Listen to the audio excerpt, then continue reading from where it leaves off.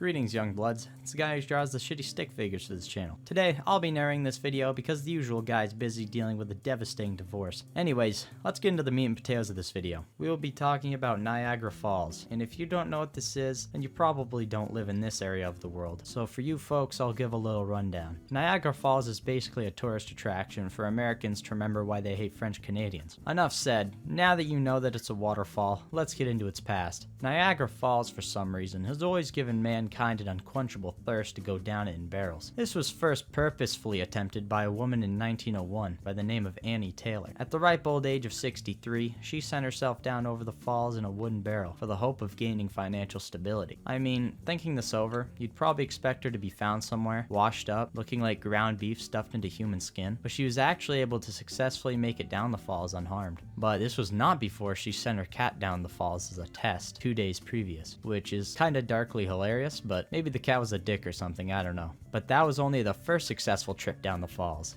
At the end of the day, we don't really care about this one, because the second trip a decade later is much more interesting. The year was 1911. The first issue of Boy's Life was published, the M1911 pistol was first produced, and the Wu-Chang Uprising led to the demise of the Qin dynasty finally converting into the Republic of China.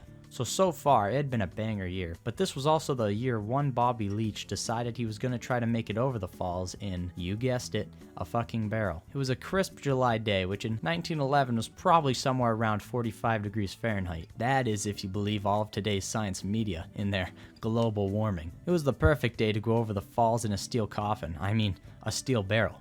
Foreshadowing? No, he took on the waterfall and lived. But just barely. Unlike Annie, he was badly injured after the attempt and had to stay in the hospital for 6 months. But incredibly, he made a full recovery. He went on, lived his life. He kept performing shows and doing stunts. Surely, a man of this magnitude wouldn't die embarrassingly to some cartoon-like obstacle. Now that's foreshadowing. The year was 1926. While doing a show in New Zealand, the Grand Bobby slipped on an orange peel and injured his leg. The leg then became infected and turned gangrene. This leg then needed to be amputated, and unfortunately, our Bobby died of complications during some step in the process. So if you didn't process what I just said here, I'll repeat it again.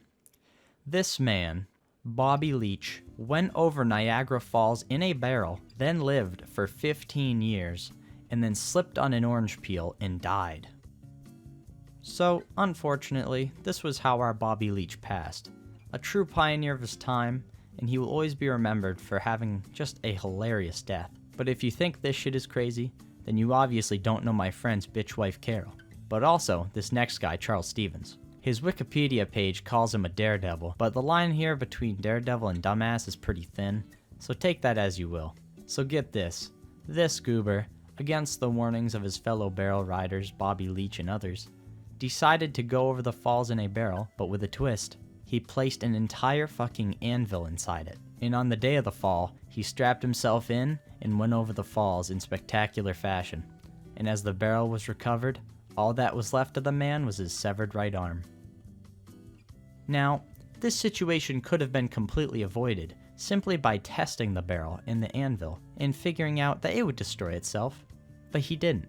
And because of this raw courage, Charles the Daredevil earned himself a Darwin Award, which, I'm half quoting, half paraphrasing here, is a tongue-in-cheek honor to recognize individuals who have supposedly contributed to human evolution by selecting themselves out of the gene pool by dying by their own actions. Now, this is an honorable award that I think all of us should strive for, and I truly believe that all of us have a little Charles inside us. Don't take that the wrong way. Now, with this story, I must end it here. Thank you so much for watching. This has been such a treat. And for God's sakes, if you enjoyed this video and hate that bitch Carol, please tell me and I'll make another because I had a damn good time making it. I hope you folks have a great day, and I'll see you with the next upload in 3 years.